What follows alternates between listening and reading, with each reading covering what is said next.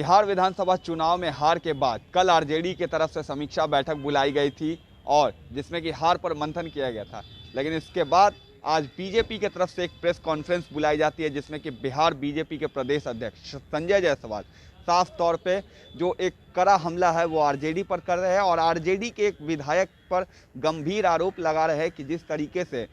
Supreme court ने और चुनाव आयोग ने ये निर्धारित किया है कि किसी भी प्रत्याशी को अपने आपराधिक मुकदमों की जो जानकारी है वो चुनाव आयोग को देना है, अपने चुनावी हलफनामे में देना है। लेकिन इसके बावजूद भी जो नरकटिया के आरजेडी के विधायक हैं उन्होंने ये आपराधिक घटनाओं की जो संख्या है, आपराधिक घटनाओं के जो मामले हैं, इसे अपने चुनावी हलफनामे में नहीं देने का काम किया है और इसको लेकर अब बिहार बीजेपी चुनाव आयोग जा रही है और इसके साथ ही साथ चुनाव आयोग के साथ सुप्रीम कोर्ट से भी संज्ञान लेने की बात कर रही है। इस पर आज बीजेपी ने प्रेस कॉन्फ्रेंस करके बिहार बीजेपी के प्रदेश अध्यक्ष संजय जायसवाल ने क्या कुछ कहा, आप सुनिए। उसके काट में बिहार के किसानों ने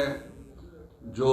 हमें समर्थन दिया है उसके लिए भी हम बहुत आभार व्यक्त करते हैं। एक दूसरा मुद्दा भी है, हमारे विरोधी, एक तो सबको पता है कि उनकी प्रकृति में ही अपराध है और इसमें कहीं कोई संशय और संदेह की बात नहीं है। 1990 से 2005 में जो कुछ भी हुआ है वह बिहार की जनता भूल नहीं सकती है और उन्हीं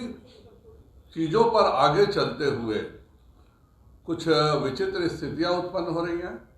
आज हम चुनाव आयोग से शिकायत करने जा रहे हैं। हमारे बिहार में नरकटिया विधानसभा के जो राजद के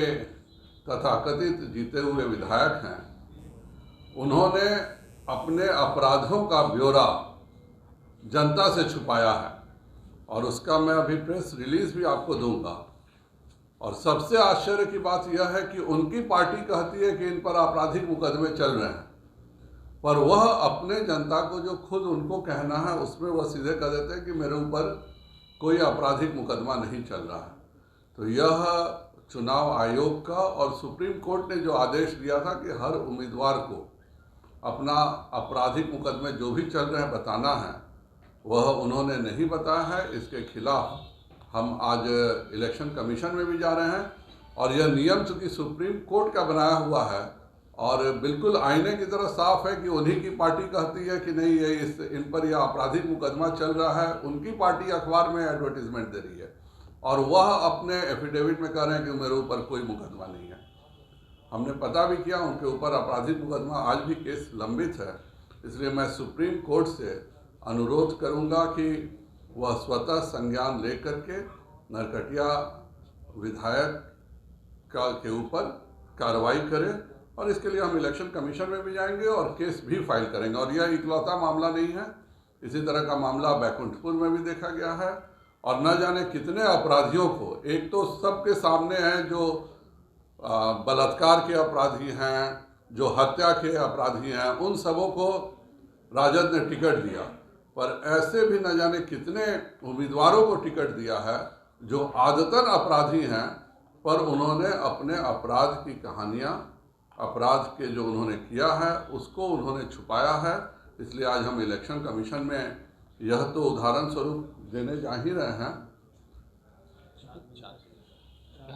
आज 4 बजे का हमें इलेक्शन कमीशन में समय मिला है। माननीय हमारे महामंत्री सुशील जी, राधिका जी और SP Sanjay ji election commission में जा करके यह आवेदन भी देंगे और हम इलेक्शन कमीशन से यह अनुरोध करते हैं कि वह स्वतः संज्ञान लेकर नरकटिया विधायक पर एफआईआर करे और सुप्रीम कोर्ट भी स्वतः संज्ञान लेकर के उनके विधानसभा की सदस्यता को रद्द करे। बहुत बहुत धन्यवाद। तो आपने पूरी जानकारी सुनी। जिस तरीके से बीजेपी के प्रदेश अध्यक्ष संजय जायसवाल का कहना है कि जिस तरीके से आरजेडी जो पार्टी है अपराधियों की पार्टी है, तमाम कई ऐसे जो कार्यकर्ता थे और कई ऐसे जो प्रत्याशी थे आरजेडी की तरफ से जो कहीं ना कहीं हत्या के आरोप में संलिप्त है, कहीं ना कहीं जिन पर कई सारे जो आपराधिक मुकदमे हैं उसमें चल रहे हैं, रेप और हत्या जैसी भी आपराधिक मामलों की बात संजय जायसवाल ने कही है कि आरजेडी ने ऐसे कई विधायकों को जो चुनाव से पूर्व टिकट दिया था और इसके बाद अब 4 बजे का समय निर्धारित किया गया चुनाव आयोग के तरफ से बिहार बीजेपी को, जिसकी शिकायत आज बिहार बीजेपी की तरफ से की जाएगी और जिसको लेकर संजय जायसवाल ने आज साफ तौर पे अपना रुख क्लियर कर दिया। अब इसको लेकर क्या कुछ प्रतिक्रिया आती है विपक्ष की तरफ से वो हम आपको बताएंगे। तब तक के लिए आप देखते रहे न्यूज़ भारतवर्ष।